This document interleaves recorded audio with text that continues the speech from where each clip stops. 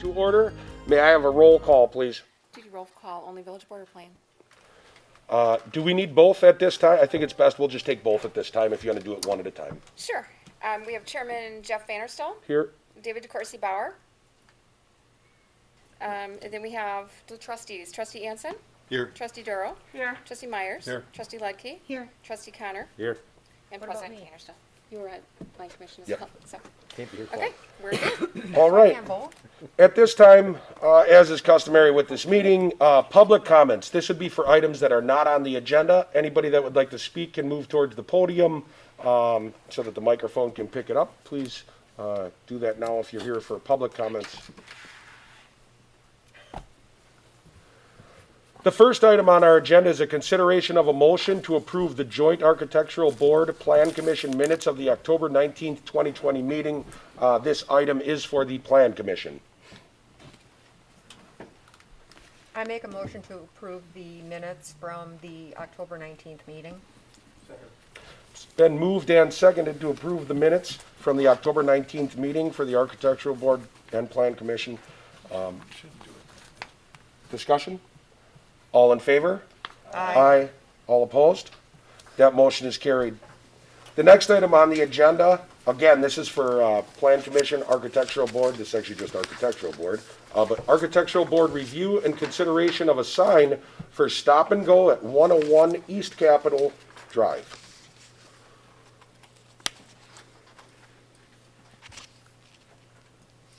Can we ask Scott if it, You can ask a question. is he up there? Top right. Oh. Scott, do these signs meet all of our regulations?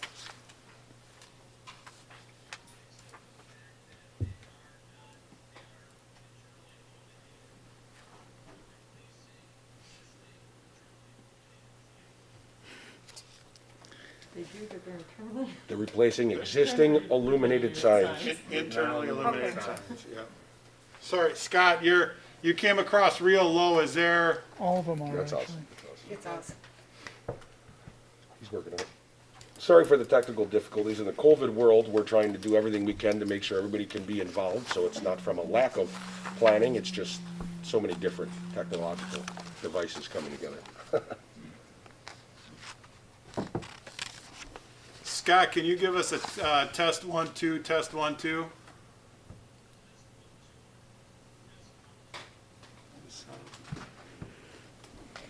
Hang on, we're trying to adjust. Bear with us.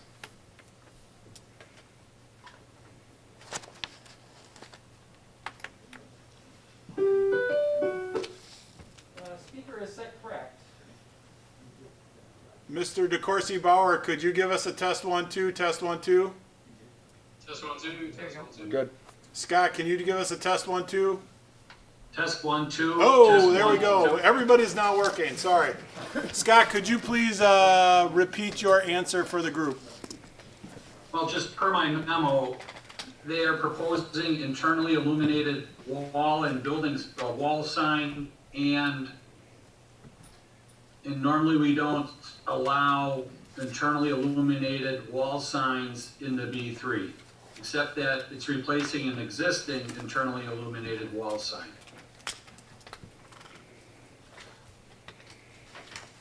So if it's being changed, I'm sorry, go ahead. Go ahead, David, I'm sorry. It goes back. So, still the only other question I had is, so it looks like they're proposing to use a, like an LED kind of sign, sort of similar to the one up the road at the Citgo. Is that correct as well? Are you referring to the pylon sign or the wall sign or the canopy? The pylon sign, on the bottom of the pylon sign, is that going to be a similar sort of screen that they can put up messages and that kind of stuff? They are proposing a message reader board. Okay, has that been run through bid? I just want to make sure that they understand. Bid has reviewed the entire sign package and they approved it. Because I know we even had discussions about the appropriateness of those kinds of signs in the village downtown proper. I know we allowed it up by the Citgo. That's the only piece of it that, I had a question on is, is that something we want downtown? I don't really have a preference.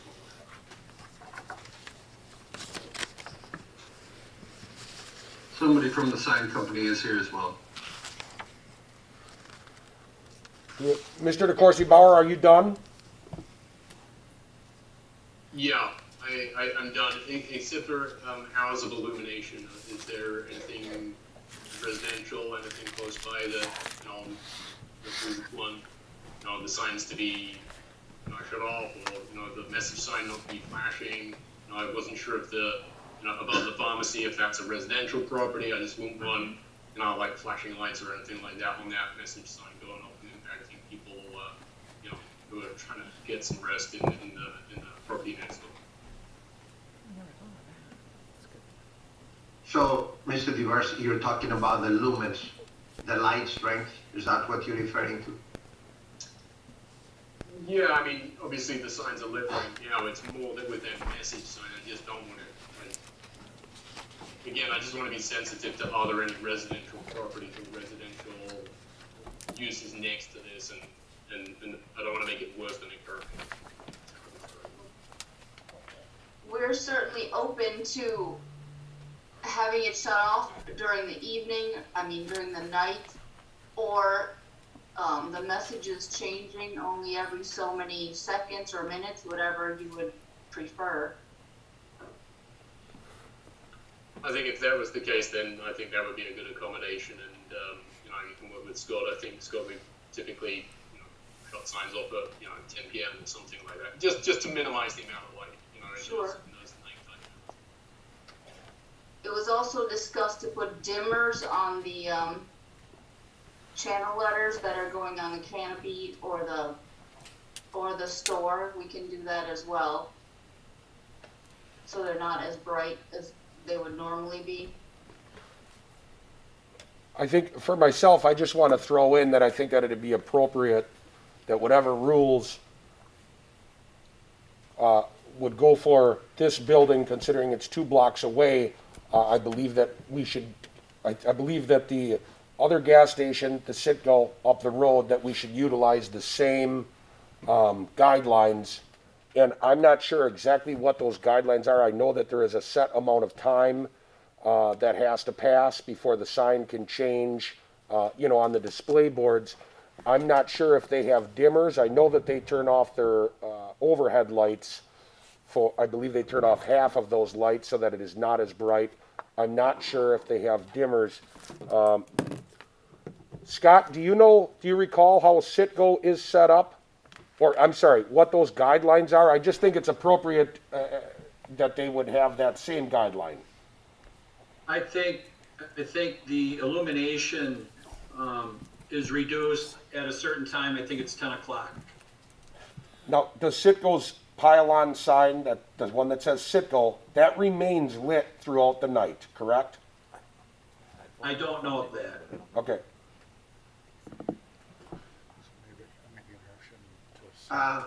Mr. Pratt, Jeff, Yes?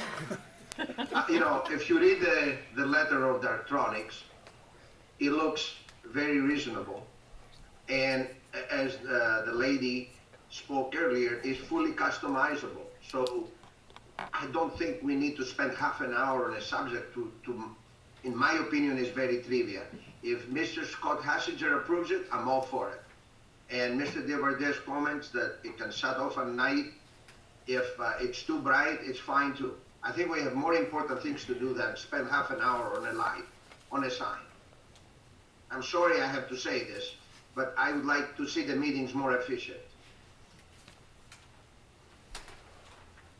I would entertain a motion as long as it is to meet I the make same. the motion then. To make, I make the motion. To do what? to do, With Mr. DeVarde's comments too, that it can shut off after a certain time at night. what, Yeah, I'll second that motion. Essentially, I just want Scott to take a look at it and make sure it's consistent with how we approve the other signs in the village with shutting off and making sure that the light at night is minimized while the business be able to operate. yeah. So for my own clarification, Scott would work with the company, the Stop and Go, to make sure that it gets the same guidelines that the Citgo gets. Correct? I think that's appropriate, yep. Yeah, Do you know, okay, so it's been moved and seconded that the sign be approved, or it's been moved and seconded to approve the sign with our inspector working with the company Stop and Go, and that the same rules and regulations will apply that apply and were set forth by this board for Citgo and their sign. Any discussion? All in favor? Aye.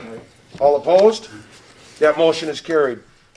The next item we have, this again is for the Architectural Board, is review and consideration of a sign for Aquatech at 1150 James Drive.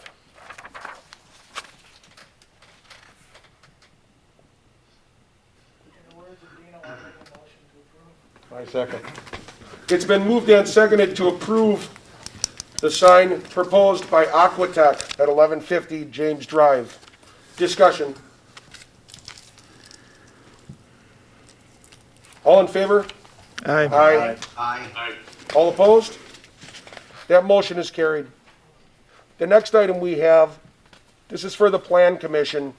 This is Plan Commission review and consideration of an extraterritorial certified survey map for the property owned at 227 Investments. I'm sorry, it's owned by 227 Investments.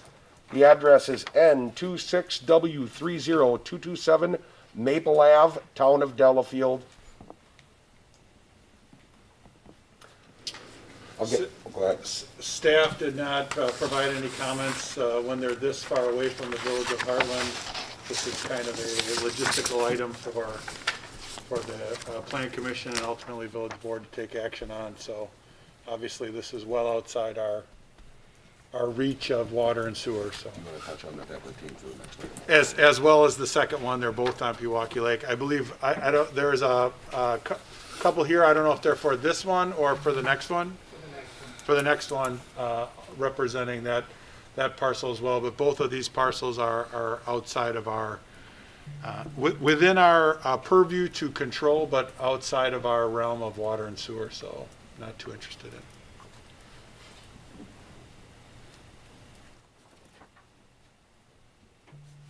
I'll make a motion to approve. I'll second it. It's been moved and seconded to approve an extraterritorial certified survey map for the property owned by 227 Investments on Maple Avenue in the town of Delafield. Discussion? All in favor? Aye. All opposed? That motion is carried. The next item we have is for the Plan Commission. It's for review and consideration of an extraterritorial certified survey map for the Hubner property at N28 W29721 Oakwood Grove Road, Town of Delafield.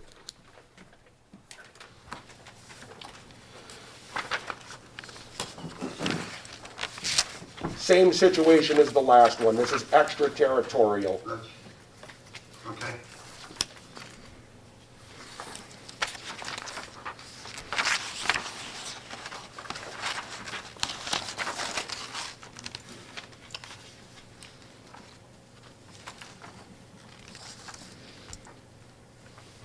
There's no concerns with this map either, from the village point of view? None from staff, again, outside of our water and sewer reach. Okay, make a motion to approve. I'll second that one too. It's been moved and seconded to approve the extraterritorial certified survey map for the Hubner property at N28W29721 Oakwood Grove Road, Town of Delafield. Any discussion? All in favor? Aye. All opposed? That motion is carried. Now we have Architectural Board and Plan Commission and Village Board review and consideration of items to develop HAV 0423-981 tax key located on Campus Drive east of Lake Country Lutheran. We will start with the brief presentation and then we will go into the public hearing.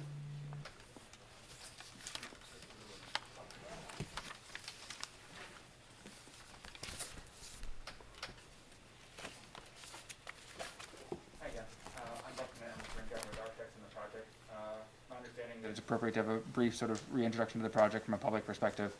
And so I will essentially show what you guys saw a couple weeks ago, a brief version of that, and as soon as I'm able to share.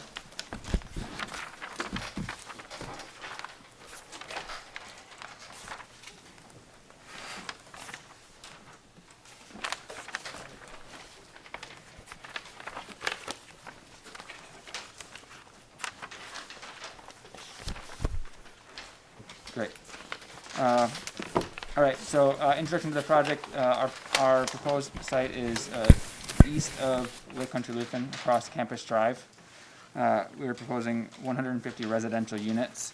One thing that's worth noting is when we were looking at this initially from a site plan perspective, it was important to us that we really made this feel like it was a part of the community, so we consolidated all of the infrastructure that goes with it into a very clean sort of through street. And the intent was that this is part of the community, not separate from it. It sort of stitches into the existing development to the north, as well as something that, as you'll see later, as it's sort of stitching into the existing walking trails, we wanted to be very much a part of the community as something that was approachable from the community as a whole. So this yellow street that I've highlighted is, it's really, the intent was to consolidate all of that movement through the site to that main point. That allows us to do two things. One, it makes us, as I had said, makes it feel community oriented, and two, it allows us to retain as much green and natural space on the site as we possibly could, which is important to us, and of course important to you guys. We realized that was important to you with the intensive tree survey, among other things. When I'm saying community centric, there's that main sort of through street. We have parallel parking on both sides of it through the development. At no point along this, as you're connecting through the development, are you seeing a back door. Each one of these arrows on the site plan represents a walk-up unit. So the first floor walk-ups are activating that throughout the entire development. All parking is on the actual units is consolidated on the back side. And then, of course, as I said, sort of connectivity to existing pedestrian trails, connectivity and preservation of the existing trails. So we know that's a community amenity. I've been working with Lake Country Lutheran to sort of work through that as well. And the intent was that these green spaces that we preserved between these buildings would connect back to these walking trails to make it a truly connective sort of community and amenity to not only this development, but the wider community as a whole. And then this is a quick diagram on parking. So we're meeting the zoning code, which is 2.25 stalls per unit. And these are quick plans of how that, again, that walk-up condition. So on the northern, let me see, the bottom plan that you're seeing on the screen here, hard to see, so I apologize, but the intent is that the back side of those drive-in garages, you drive under the units. The front sides are facing those green spaces as well as that main street. So again, those true walk-up conditions. Materiality throughout the development is long-lasting and high quality. You guys have heard me say this before, but we're sort of pulling on the aesthetic of the traditional farm home and lake country. Sort of minimize that and sort of have these. You're seeing cement board panels. You're seeing masonry units. You're seeing just a sort of a minimized version of that. And here's that condition between some of the main buildings. So we're talking about preserving the screen space between the buildings, making it a true amenity. This is what we're seeing. We're sort of we're retaining existing trees and plantings at the end of this as it starts to flood back into the existing site, pulling more of that in with more trees coming back in to create a really great space between these buildings. And again, this is that community-oriented experience. So this is that street that flows through the development. You're seeing the parallel parking. You're seeing those walk-up unit conditions. And then between the buildings, you're seeing that green space that flows back out into the natural landscape and then connects back to the trail systems as well. Finally, there's this view between the buildings, which would typically be the backside or what you would call an alley. We've taken great care to make sure that it doesn't necessarily feel like an alley. It does, because there are walk-up conditions on the backside as well. Yes, there are garage doors, but the scale is appropriate. We have plantings, we have trees, we have entrances that are just like every other entrance with celebrated doors, with canopies overhead, at-grade planters. That are planted as well. The intent was to make every side of this development feel approachable, walkable, and connected. Really, I think that's it. That's that quick intro I wanted to do. I will say, since the last time we met, one concern you guys raised was the lighting plan. I've been working with the city engineer and have resolved that to, I think, meet what you guys would have hoped out of that. That's it. A quick introduction, and I'll leave it at that. Thank you. So, the next thing we will do is we're gonna open the public hearing. The public hearing will be closed as it states on the, agenda, when a trustee makes a motion and it is voted to close that public hearing. So at this time, we're gonna open the public hearing for anybody from the public that would like to speak.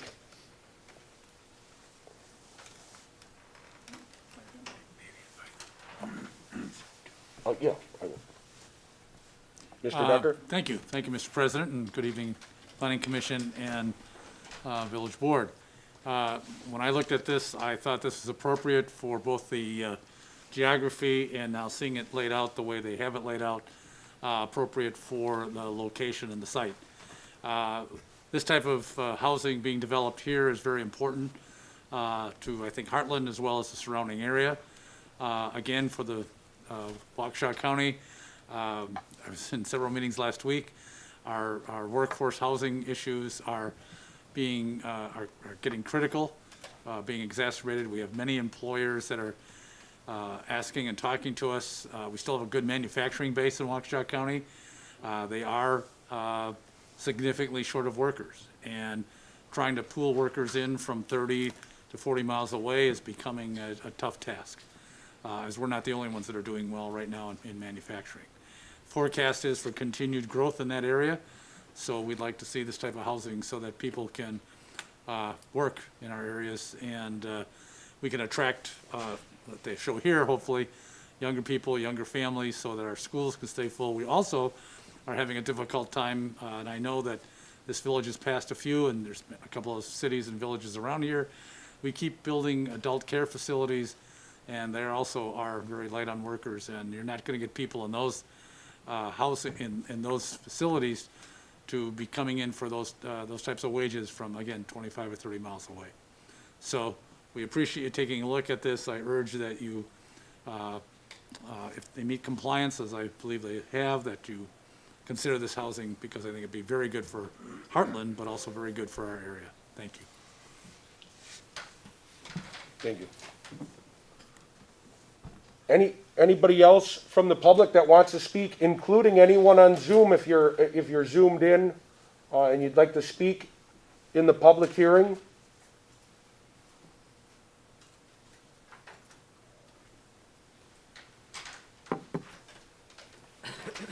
Anybody want to speak?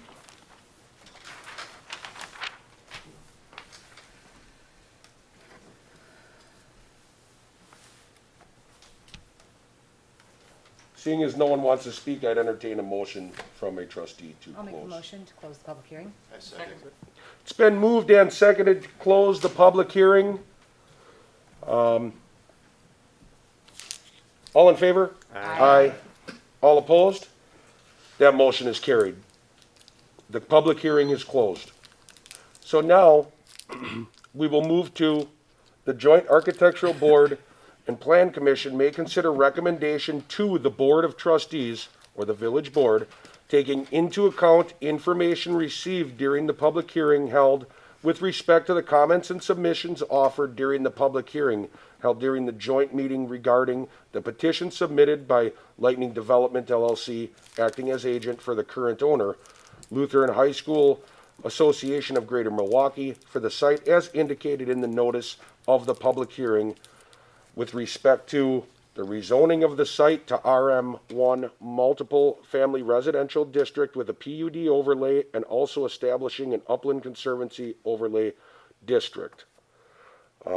Also, a planned unit development agreement encompassing the details of the project involving the construction of 150 rental apartment units in 6 buildings within a site consisting of 16.92 acres. Again, this item would be for the Plan Commission to send on to the Village Board, even though both of our bodies are here.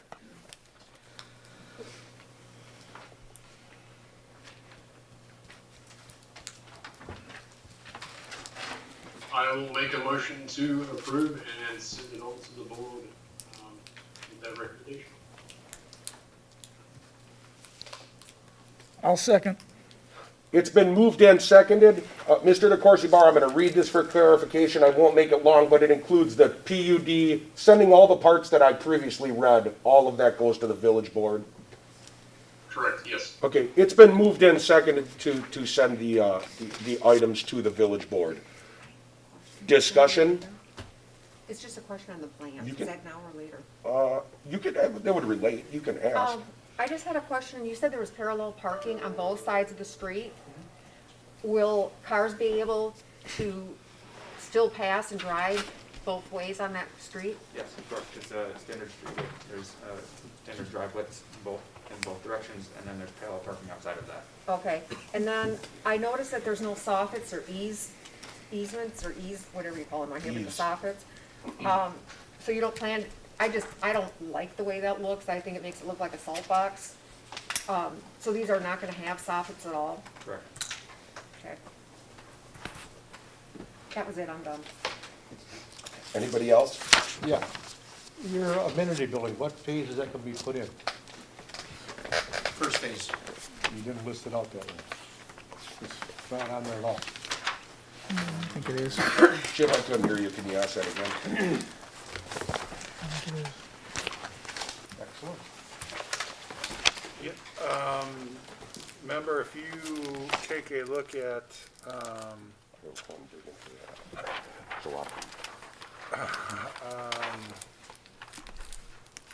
the phasing plan, which is exhibit, Oh, I got it. well, don't everyone jump in on this one. CO 30, is that right? CO .30? The exhibit for the phasing plan? E. It is in E. It'll be about the middle of Exhibit E, it's sheet C 0.30. Is this not what we're looking for? That is one of them. Oh, there's another one? If we could, I want the mics to be able to pick up properly, but I'm gonna ask, I don't know if anybody else missed it. Chip, what was the question? The amenity building, which phase was it going to be in? So you're asking when they're gonna build it in accordance with the project? Yeah, we're gonna we'll open the amenity building right before the first building. On the very, the last meeting we had, it was listed, it was listed on that, it isn't listed on the stuff we got, but it was listed on the last.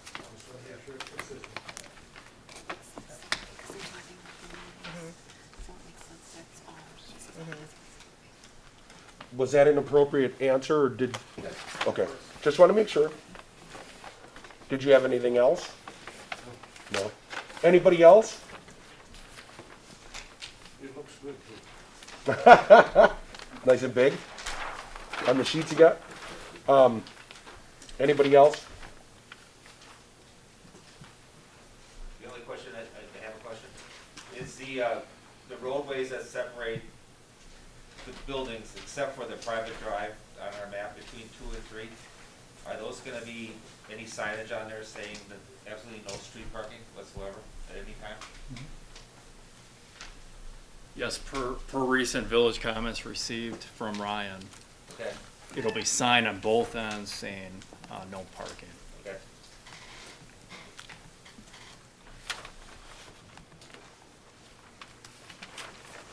Considering that they're here, I'm just gonna, did you have any more? No, that's- Sorry. He's not always here, but since he is here, anything that needs to be added, or does everything look good to you? I'm speaking to our village attorney, Mr. Delamora. The PUD agreement is substantially completed except for some exhibits that are forthcoming. I don't anticipate that there would be any issues. The protocol to be followed at this time would be for the Plan Commission to proceed with its recommendation to the board. Because the board is convened tonight, the board would then take up the various components that have been read with regards to the process to approve the PUD agreement. Hold on one second. Hey, those mics are gonna pick you up and then they won't be able to hear him, please. Go ahead. Sorry. to No, here, approve the PUD agreement, which incorporates the rezoning of the property. And the PUD agreement will, in effect, provide the sequencing, which will basically be in one continuous phase until all the buildings are completed. And the starting point for their construction will occur upon the execution and recording of the PUD agreement. We have worked out the details relative to the letter of credit that will assure that the improvements, the utility improvements which are going to be installed are adequately covered. All of the utility improvements, however, here will be privately owned as opposed to dedicated to the village. As such, there are limited public street areas, namely the access point to the site off of Campus Drive, and very few other public dedications here. This is a project which will result in the acquisition of the site by the applicant, who is awaiting closure of the sale, and it will also result in the creation of a lot to the south of this particular project. A lot of the green space that you saw to the south is not part of this project, and the zoning for that lot to the south will remain as it presently is. It's institutional. The zoning for the area to the north of this site has already been addressed by the board with regards to the rezoning that was granted to the Newman companies within the last few weeks. If you have any questions, I'd be happy to attempt to answer them. Thank you. Thank you. We do have a motion on the floor. Unless anybody has anything to add, I will call the question, but I'll wait a minute in case anybody on Plan Commission has anything else. Thank you, Hector, for, briefing the committee. So this is all the items that I had read off that I'm calling the question for. So we will vote on that if there's any question on what I'm calling the question for. But all in favor to send this to the village board? All in favor? Aye. All opposed? That motion is carried. That those items are sent on to the village board. At this time, with the Planning Commission sending those items to the village board and with the village board here convened, it would be appropriate for the Board of Trustees to receive and take possible action regarding the recommendation of the Joint Architectural Board and Plan Commission with respect to the site, as indicated in the notice of the public hearing held earlier during the joint meeting. This is still the joint meeting, but namely, the rezoning of the site to RM1 multifamily residential district with a PUD overlay and also establishing an upland conservancy overlay district, and a planned unit development agreement encompassing the details to the project involving the construction of 150 rental units in 6 buildings within a site consisting of 16.92 acres. Again, what I just read for the village board, this is now for the village board. The Plan Commission has already sent it to the village board. At this time, it is for the village board to do as they feel fit based on everything they've just heard and the recommendation from the Plan Commission. I'll make a motion to approve the recommendation of the Joint Architectural Board, Planning Commission. You want me to read the whole thing or just? I think we're okay. You don't have to, but you can if you'd like to. No, as said a couple times already. Nope. I second. It's been moved and seconded to take the recommendation of the Plan Commission that was just sent to the village board so there's there's a motion and a second to move this project forward with the recommendation of the Plan Commission. Any discussion? All in favor? No. Oh, sorry. I have a question for. Sorry, go our ahead. attorney Sorry, I for didn't see the your hand. district. I'm sorry. You mentioned that we were still waiting on exhibits for the PUD. Do you know about how long that's gonna be before we move forwards?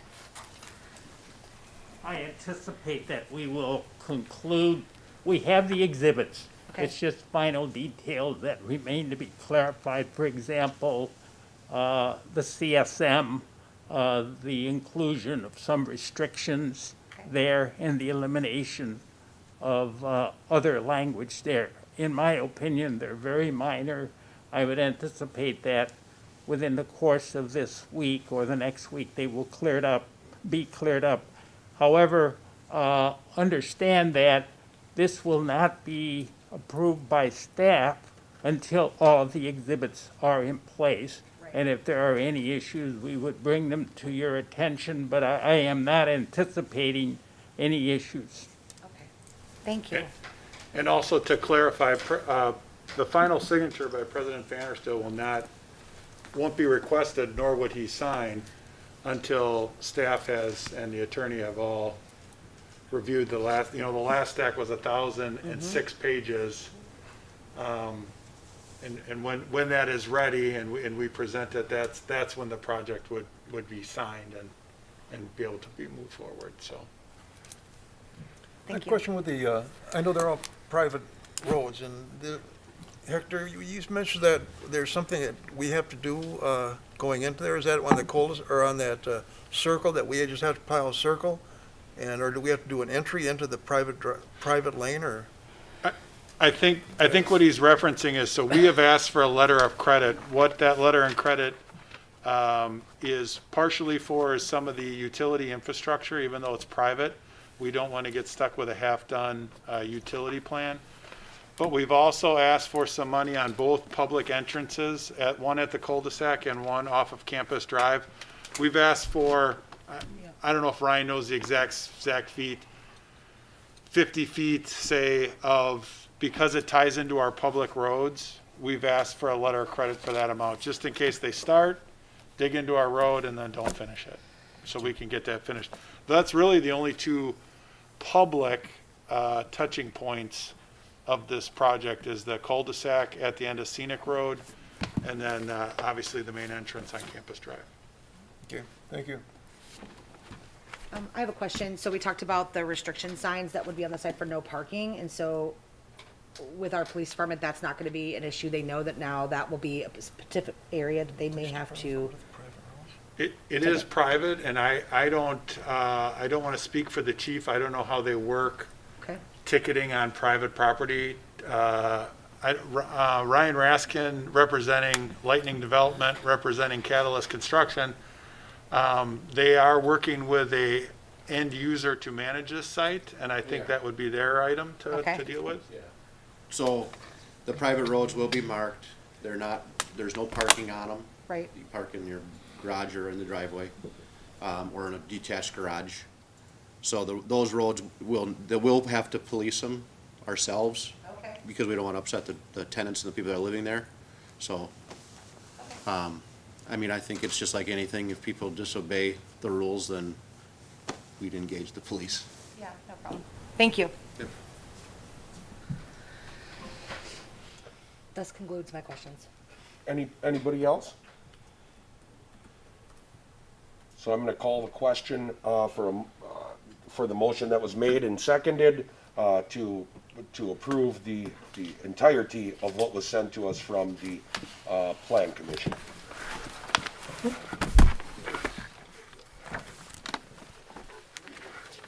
Mr. Antman, how long is your presentation? 10 minutes.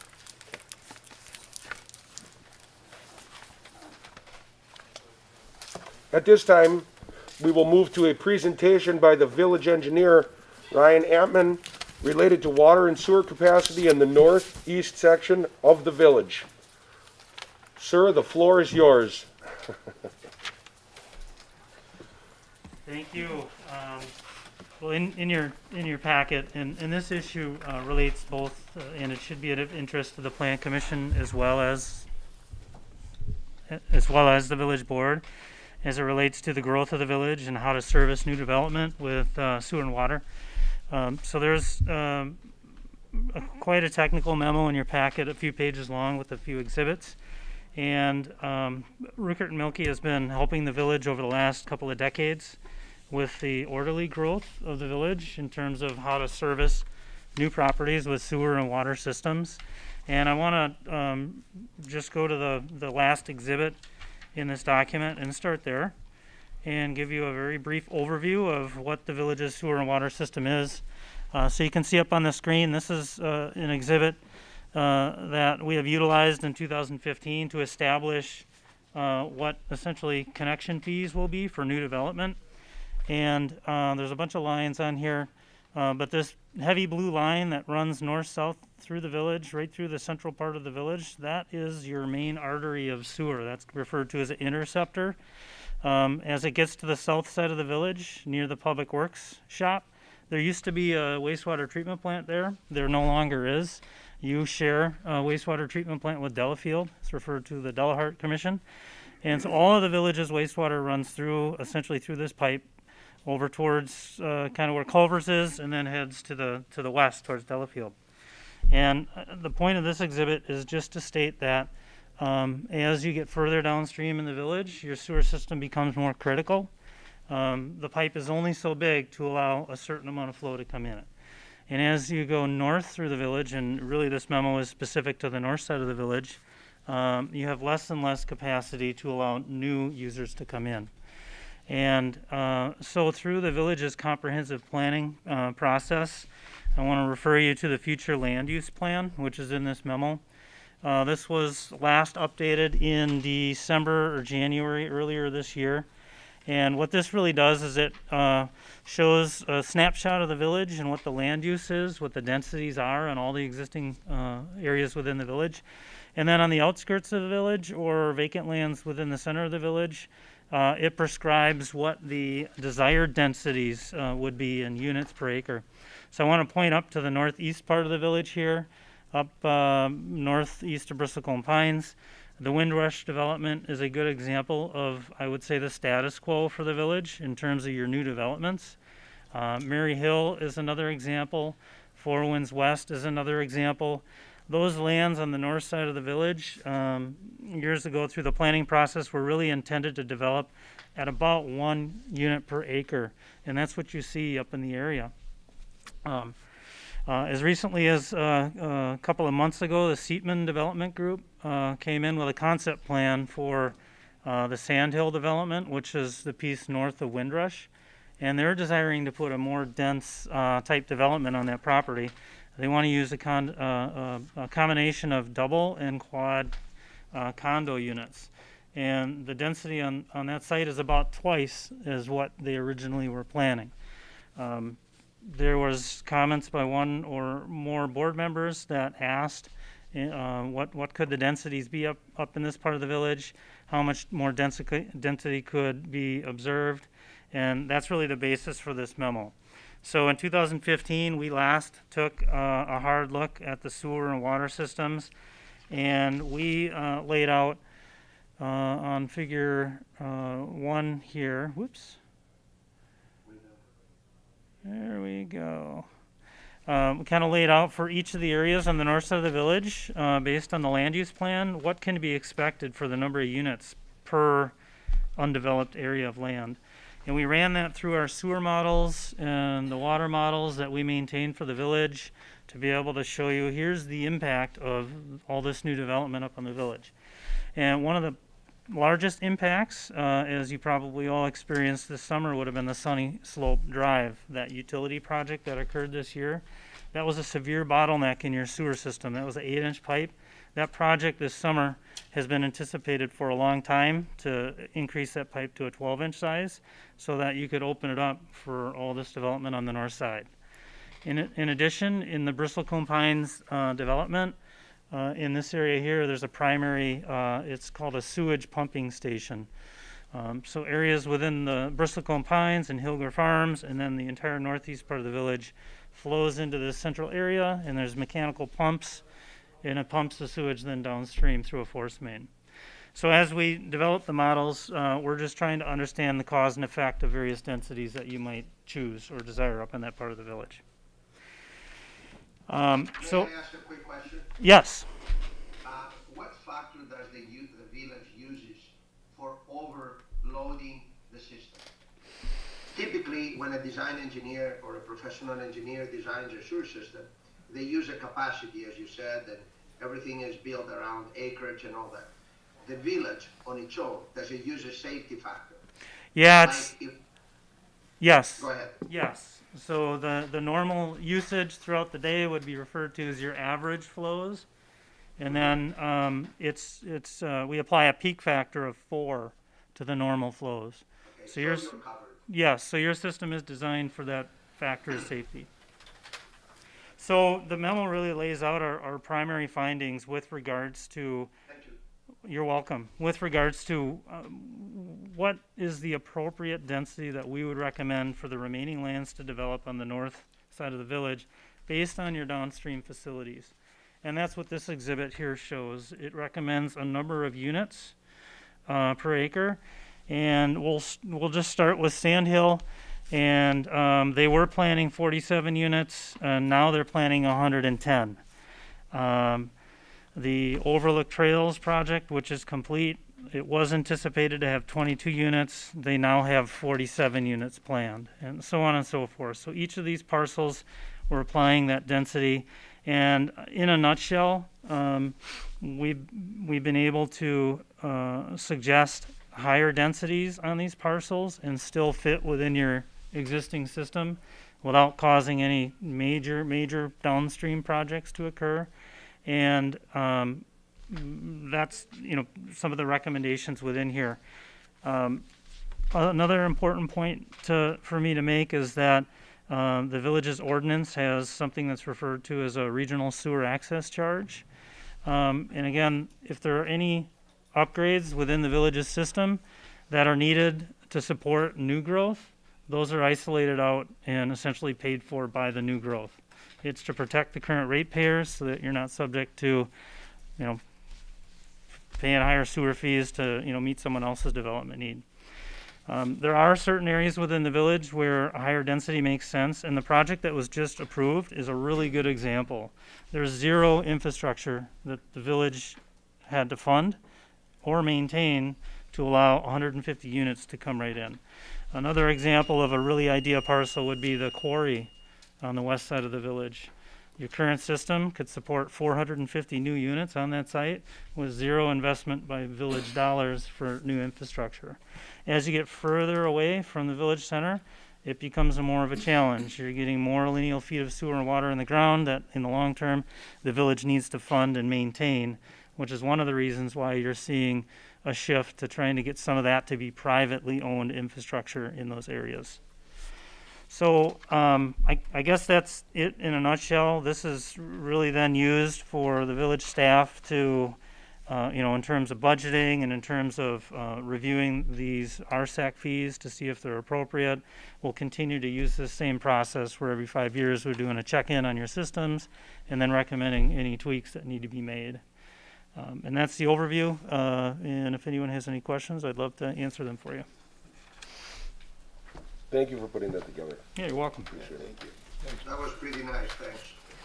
Yeah, I just want to commend you, Ryan. This is a really well done document, very easy to follow, and is very helpful as we look to continue for future expansion. It's really helpful. Thank you. Thank you. Okay. Yeah, quick question to close it down.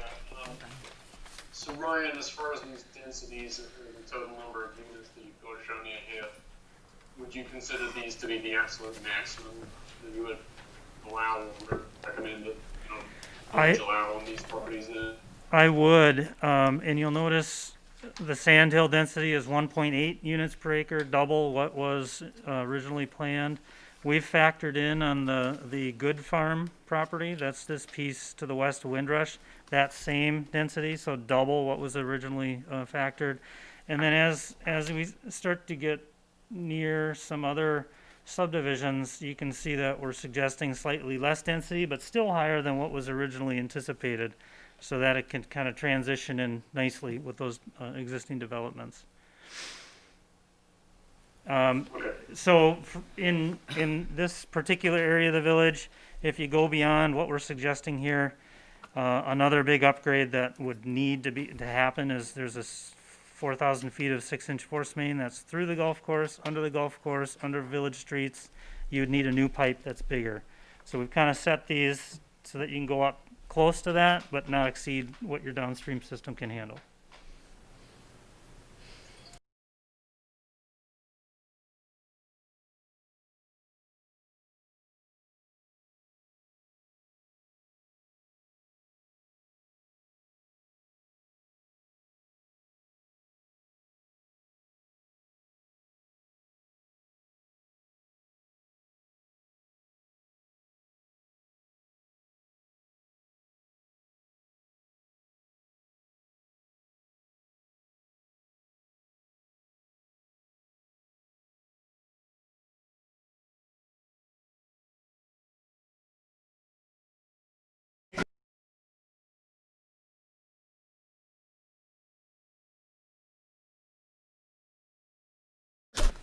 Well, we switched it. Sorry, I gotta go. Oh, sorry, missed that. Just 2 minutes, very short. Sure. Like to the hallway. We're and gonna do a back. short recess. We're resetting some technology.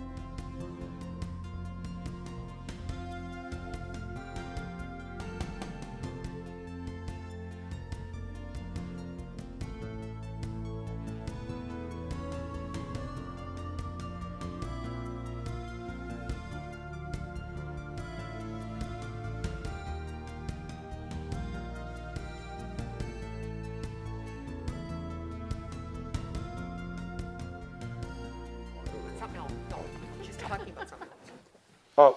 We're back in order unless anybody wants to stay in recess. Thank you for that polite gesture of allowing me to run to the hallway. Thank you. Mine was just a question for clarity, just for the public. The map that you had up recently that was talking about like the maximal density for that specific area. Then we talked about possible expansion in other areas, and you mentioned like the quarry, that kind of area. Would that be with this and complementary to this, or we, okay, just checking. It would be, so on the west side of the village, there's you know, where the flow comes from matters, because different areas in the village have different sets of capacity for the sewer. So it just happens to be on the west side of the village that quarry site has downstream sewer that is already set up to be able to service that. And in these other areas on the northeast part of the village, let's say the Seatman development doubled again the 110 and they put 200 on that parcel. Essentially what you'd be doing is taking away from other That's what I was asking. other potential development on other parcels, which probably is not an equitable way to go about developing the rest of those lands. Awesome. Thanks, Ryan. You're welcome. Anybody else? Ryan, real quick question for you, Ryan. Just on the actually rather than northeast side, northwest side, is there any restrictions on that side of the village? The only reason I ask is if the comp plan shows that potential development of the northwest side at some point in the future. Yeah, it does. Did you account for that, or is it really just not a concern up in there? I would say there are some limitations on the northwest side of the village. So the comp plan did show, for the Vilter Farm, the 41 acres, which is just south of Four Winds West. It showed that as the medium density, which is 5 to 10 units per acre. And the map that I'm showing here is really recommending something more close to what Four Winds West is, based on downstream limitations. So that was the one area on the future land use plan that really stood out at me as probably not being a good fit without causing, extra work downstream.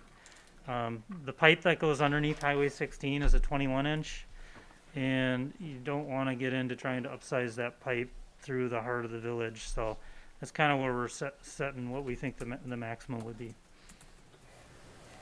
So, to the north of Four Winds West, there's a chunk of land sort of north and west of kind of Beaver Lake. Is that considered in this as well, or are we just considering that that's not the Well, there's part of the village? yeah, there's I don't know if you can share the screen, but if you know the area you're talking about. there's a piece in your exhibit with well, it's up on this screen here. Tim's got it on the screen with a black cross hatching on it to the south of there, Tim. And that's, I think the Vilters built a fairly large house there and have kind of preserved the land around the house. So that's not intended to come in. And then north of there, it is a nice hunk. It's really out there from the standpoint of water service and sewer service.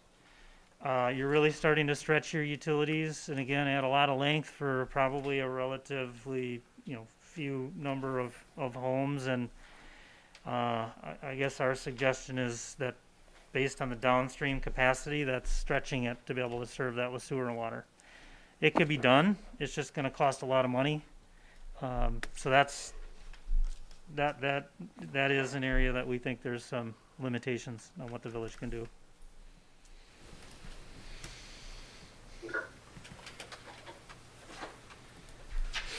And then my only question I have is that once our main leaves the village proper and then it picks up and goes towards Negligible Lake. Now that section, anything to the west of Highway 83, there's a lot of potential development along there, even though it isn't in our village. Is that trunk line, say we increase the amount of flow through our system, it's still got to get down to Delafield. Are we kind of like saying that, okay, we're first kind of thing, and them second? Is that, or is that main? It's a very large main that runs there. It's a great question. I think it's a 36-inch main, and that's something I can look into with Scott, the superintendent down at Delaware. It's a great question, but as the original system was laid out, it was laid out really well. Given, the village of Heartland has got its limits with where it can grow. And the size of the sewer that runs through the village, it gets smaller as it works its way through the village. And it really just seems to be appropriately sized based on the land mass that you have, even with these higher densities. It's a great question. I know the sewer as it goes west of 83, I think is a 36-inch, and there's a lot more capacity when you go from like a 24 up to a 36. But I did not look at that, but I will. It's a good question. What's the lifespan of one going through the village? On a gravity sewer pipe like that, you can expect about 75 years. Now, with gravity sewer, there's ways that you can rehabilitate it, and you can put liners in it, and the village has done that on some of its smaller sewer pipes, and at some point that'll have to be lined, and it's a really good technique to be able to continue using that pipe and extend it probably another 50 years. There's some old pipes in the U.S. and the gravity pipes with those lining technologies are really good, and you can really extend those out. Excellent. We'll have to say thank you, Ryan, again. That's Yes. a lot of work. Obviously, anybody can contact Ryan, with questions, as is with any time, but just throwing that out there. So, thank you very much, Ryan. It's also Ryan. Any announcements? All right, at this time, any announcements? At this time, I would entertain a motion for adjournment for the Architectural Board or Plan Commission. I would entertain a motion for that. Move for adjourn. I second. It's been moved and seconded that the Architectural Board and Plan Commission adjourn. All in favor? Aye. Aye. That meeting is adjourned. Still in session is the village board. Same to you guys. I make the motion that we adjourn. Second. It's been moved and seconded to adjourn this meeting for the village board. All in favor? Aye. This meeting is adjourned. Thank you, everybody. Must be one of the best run joint meetings we've had. Thank you, everyone.